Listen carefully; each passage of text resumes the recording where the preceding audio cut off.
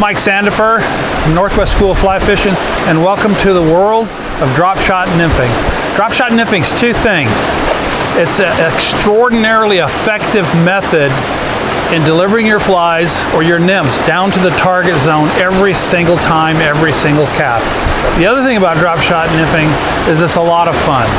So this is an extensive two-part series on drop shot nymphing.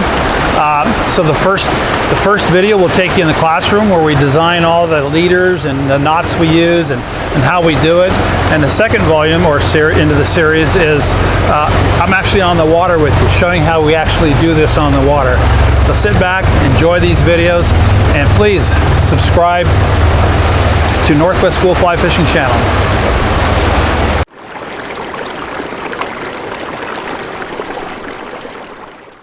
Welcome to part 2 of drop shot nymphing. I'm Mike Sandifer with Northwest School of Fly Fishing. Today we're going to learn the principles we learned in volume 1 on drop shot nymphing, techniques and strategies.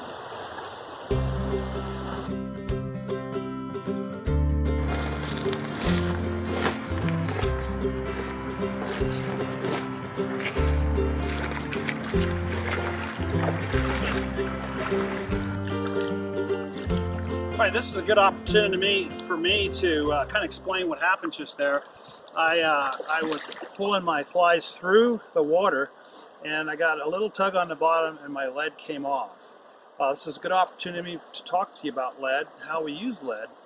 And a couple things first. We want our lead to be about 8 inches below our last fly. And we just smash them on with your fingers to where you exactly want them. And if you saw me, I came back with a pair of nippers or a pair of dikes. Get them out here for you. There they are. And I took these little dikes that you can buy for $1 or $2 at the hardware store, and I really mashed this lead down really flat. And what we're trying to do is get our lead real flat so that it's almost like a pancake. What that allows your lead to do is it allows it to hydroplane through the water and over the rocks. If you have a big chunk of lead, it has a tendency to fall in, where a really flat size lead will just kind of go over the rocks, and it'll actually even hydroplane through the river. So it's one thing to just, a lot of guys will actually tie a knot in the back of their fly line here, or their leader, to keep the lead from sliding off, and that kind of defeats the purpose. You don't lose a lot of flies in drop shot nymphing, and the reason why we don't lose a lot of flies in drop shot nymphing because our flies aren't making contact with the bottom. They're just above the bottom. So these fish are going to be 4 to 5 to 6 inches off the bottom, and they're going to have a little waggle to them. What we want to do is have 3 flies coming down right to them at depth, and we're not too concerned about being on the bottom, because these fish will not want to come down for a trout or for a fly. They want to come and take that fly as it comes right to them within their waggle. Having the lead on the bottom keeps everything where it needs to be, nice and easy, so when you did get caught on the bottom, it is your lead, and you want your lead to be able to slide off and not get caught by a knot in the back. Securing your lead with a pair of dikes or needle nose will really allow you to mash those flat, and that's going to cause 2 things. It's going to cause your lead to hydroplane. It's going to cause your lead to be real tight on your line, and that's going to stop you from centrifugal force. Will oftentimes throw your lead off. This will prevent that from happening. One of the things in drop shot nymphing that there's a little bit of confusion in is changing flies. Some folks will say that it's really hard to do. Some people say they don't like doing it, but in reality, it's really a simple thing to do. We want to keep our flies on a 4-inch tag. So after you've chosen the fly that you want to put on, it's real simple. We pre-tie on a small little leader the fly that you want to put on. But first, we have to remove the fly that we want to change. In my case, I have a little 4-inch dropper fly right here. It's a little red beaded fly. And for some reason this fly doesn't seem to want to work for me, so I'm going to go ahead and change that fly. So the first thing that I would do is I would remove this fly with my nippers from the leader. And how I do that was with a little pair of nippers. I'll just nip it off as best I can.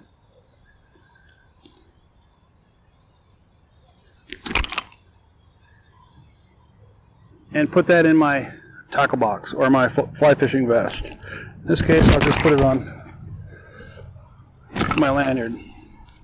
Now that I remove the fly, what I have here is a knot, and you'll see that knot right there, and that was the original knot that I had that tag on. So now I'm going to add another 4-inch tag there with a fly of my choice. So the way I do that is I use the same leader material as I have on right here, which happens to be 6-pound fluorocarbon. Happen to have that right here. I'll tuck my rod right under my armpit here. It leaves both hands free. I'll reach down here and I'll run off about anywhere from 12 to 18 inches of fluorocarbon. Nip it. And now I have a nice little piece here. The first thing I want to do is tie on the fly. So we want to tie the fly on first so that we don't have any stretch in the knot. We're trying to get a 4-inch tag, and if we tie the loop first and tie the knots, the fly on second, that fly will stretch past, that knot will stretch past the 4-inch mark. So we want to tie the fly on first. I happen to have a fly I want to choose right here, a little Baetis.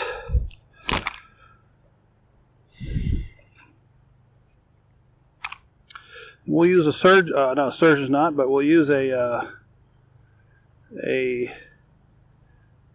regular old clinch knot here. Doesn't really matter, knot of your choice.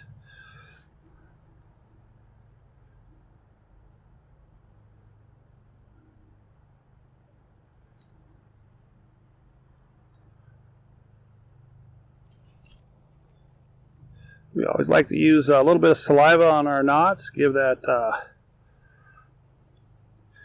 monofilament a little cooling job and a little lubrication job. We'll want to trim that knot right about between a 1/16 and an 1/8 of an inch for stretch. And then we'll come down our allotted 4 inches and we'll begin our progression loop knot, or a progressive loop knot. And we're just going to tie that progressive loop, perfection loop, I'm sorry.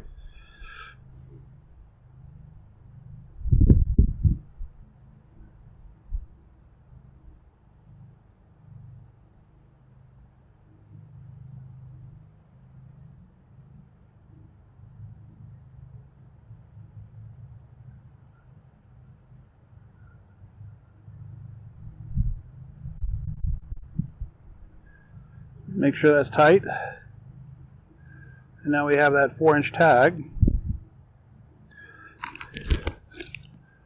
Trim off the excess. Ouch. Don't hook yourself.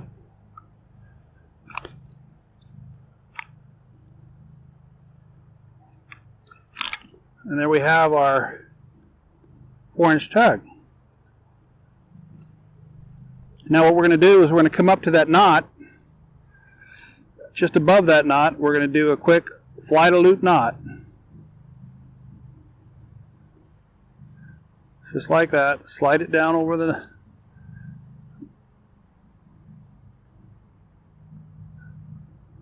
In case I went just a little bit further. There we go. Just tighten that down like that. And I'll slide right down to the tag, changing flies. It's that simple.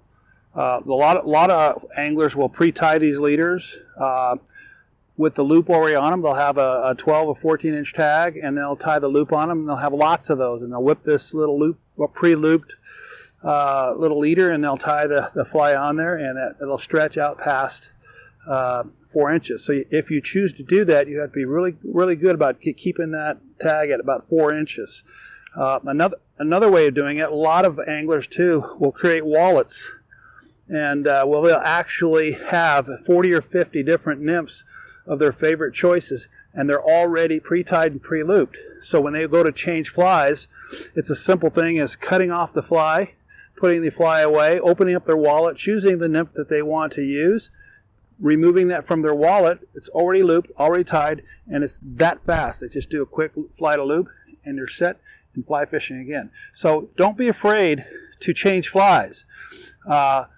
One of the mistakes I see on the water of drop shot anglers, they have a tendency to fish the same flies longer than necessary. So if your flies aren't working, you want to change them, be prepared, do a little homework, and don't be afraid to change those flies.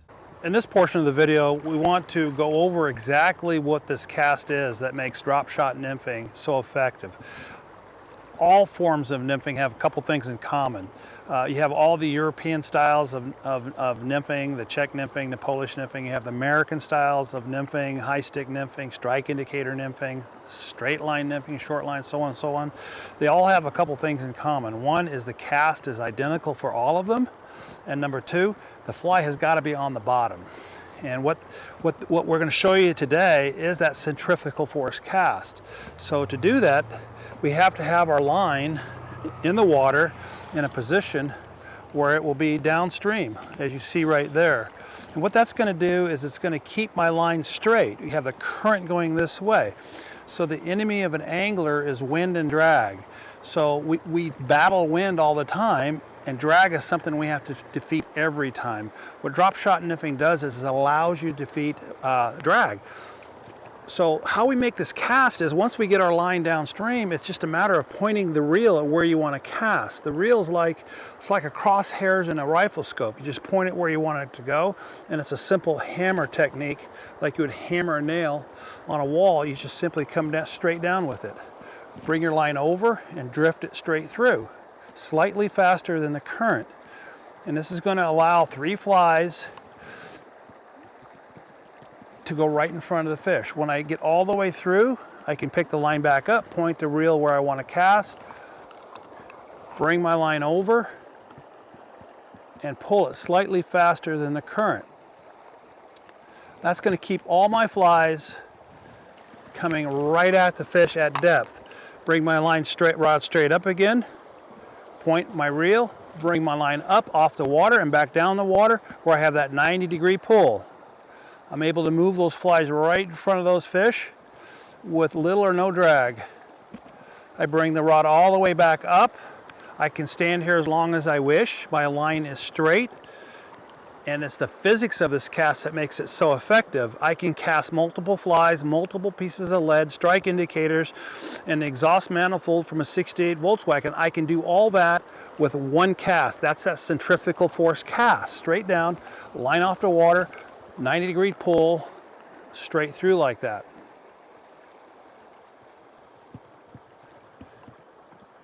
Bring my rod back up to a 90 degree, I'm ready to go again. Point my reel to where I want to cast right there, straight down, lift my line off the water, bring it back down in a 90-degree pull.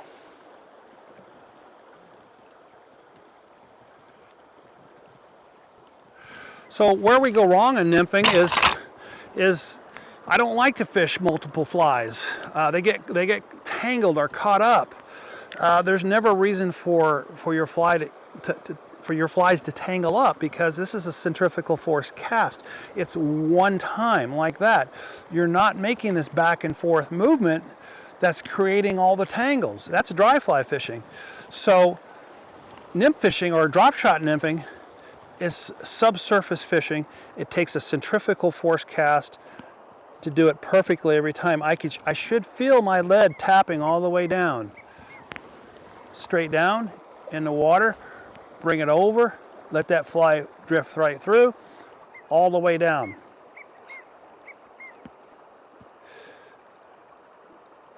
Now if we get to the point where we don't have a straight line, or we can't make that cast, we have a technique what we call is flipping, where I'm actually flipping the line up and I'm flipping the line back. That's giving me my angle or my straight line. And you can do that anytime you want to. If you don't have a straight line, you cannot make this centrifugal force cast work for you. I don't care if it's Czech nymphing, I don't care if it's Polish nymphing, French nymphing, the technique is the same. The cast is the same.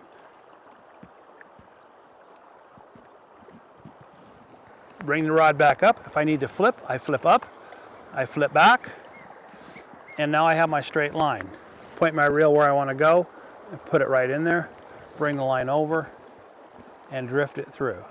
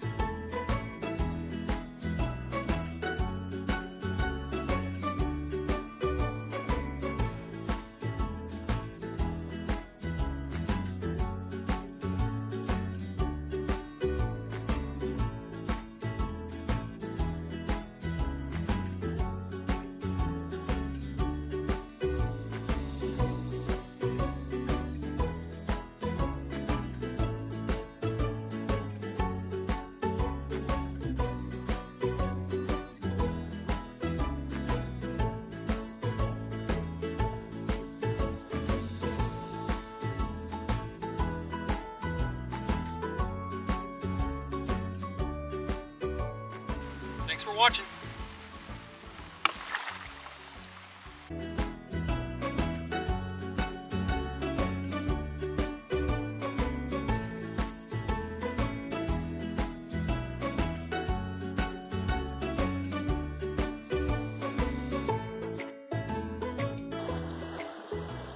Thanks for watching. Don't forget to look us up on our website, Northwest School of Fly Fishing, and you can find us on Instagram and Facebook.